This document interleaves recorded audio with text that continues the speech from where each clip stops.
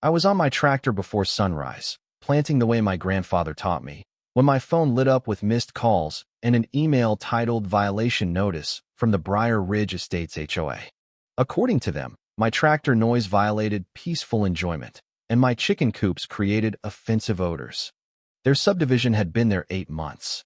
My family's 2,000-acre farm has been here since 1892. The letter demanded I stop farming within 500 feet of their property line or pay $200 a day. I laughed. They had no authority over my land. The next morning, a white SUV rolled in. Out stepped Monica Hale, president of the Briar Ridge Estates HOA, with 2 assistants and a clipboard. Your agricultural exemption expired, she chirped. You're now subject to community standards, Municipal Code 42.3. My property tax record said otherwise. We've farmed this land for over a century, I told her. No HOA controls it. She handed me a cease and desist and left. Smiling. Minutes later, my cousin Ethan Carter, who lives in the subdivision and sits on the town council, called. They've been plotting this for months, he warned. Private meetings with a developer. Meeting minutes, revised after approval. I dug into county records that night. My exemption was valid for 5 more years. Monica had lied. The harassment escalated, daily noise. Complaints the sheriff had to answer. My old teammate Sheriff Cole Whitaker shrugged. They're filing for a day and circulating a public nuisance petition. That afternoon, I spotted men in suits, measuring my eastern fields. I drove over. The tall one introduced himself as Andrew Blaine of Stonebridge Development Group. We purchased 1,700 acres from the Briar Ridge Estates Community Trust 3 weeks ago, he said, showing county-stamped maps. My stomach dropped. I'd never sold a single acre. Back home, I called the recorder's office. Ownership division filing 6 weeks ago. The clerk said, Trust now holds 1,700 acres. You retain the homestead and 300 acres. She emailed the documents. There was my signature on papers I'd never seen. I looked out the window. Monica sat at the property edge in her SUV, on the phone, staring at my house. She waved. I crashed the HOA meeting that night. Monica sat at the center table, unflappable. The treasurer, Daniel Price, slid sale documents across the surface. All perfectly legal. I told them my family holds the original 1892 deeds, and these boundaries never existed. Board member Janet Moore looked confused. Monica said everything was above board. Security escorted me out. In the lot, my neighbor Aaron Fields whispered, secret meetings. Anyone who questions it gets buried in fines. Unable to sleep, I opened my grandfather's chest and found a 1943 reservoir agreement. Our farm had allowed the valley's reservoir on our land. Agricultural use had permanent first priority, and the control rights were tied to the original homestead, the 300 acres still in my name. At dawn, I phoned my attorney, Ava McKinley. They forged a sale, I said, but they forgot who controls their water. Be careful, she said. This will get ugly. It started ugly, I answered. I'll finish it fairly. I visited Walt Green, retired head of county water. He unrolled faded blueprints. Junction's right here, on your remaining parcel, he said. I photographed everything, then called Ava, the local paper, and the state water authority. The next sunrise, bulldozers bit into my wheat. Monica arrived in sunglasses, heels sinking into the soil. Progress waits for no one, she smiled, flashing renderings of mansions labeled Briar Ridge Commons. 30 homes, 7-figure starting. Price.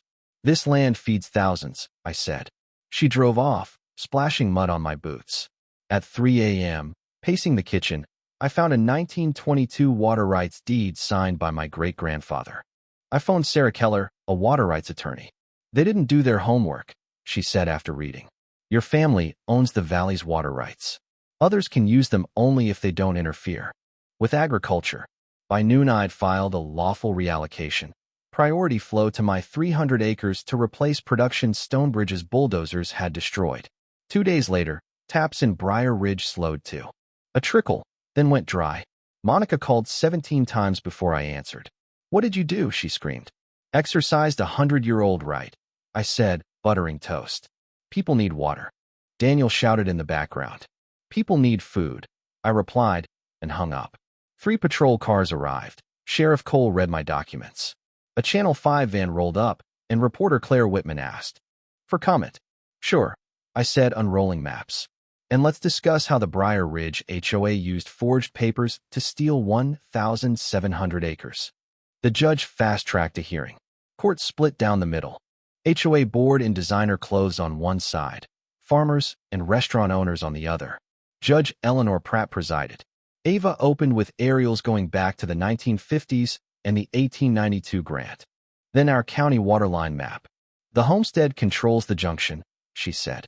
The easement gives agriculture first priority during allocation. The HOA's slick packet hit the table. Ava countered with 3 expert reports, altered boundaries, pasted signatures, timestamp anomalies. Then came subpoenaed HOA bank records, 5 board members with deposits matching 2% of the sale, divided evenly. Chaos. Gavel.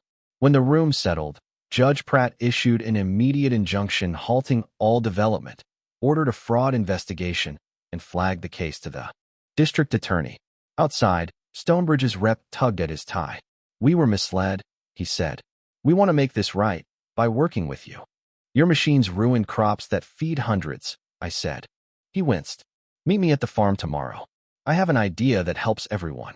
6 months later, dew glinted on wheat across the reclaimed 1,700 acres. The court voided the forged transfer and restored the land.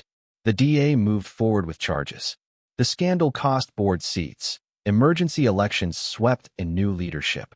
Megan Sloan, Stonebridge's new CEO, sat at my kitchen table and proposed something that actually served the county. A legal purchase of 50 acres for a modern processing facility that would create jobs, buy from local farms, and fund an agricultural learning center for kids.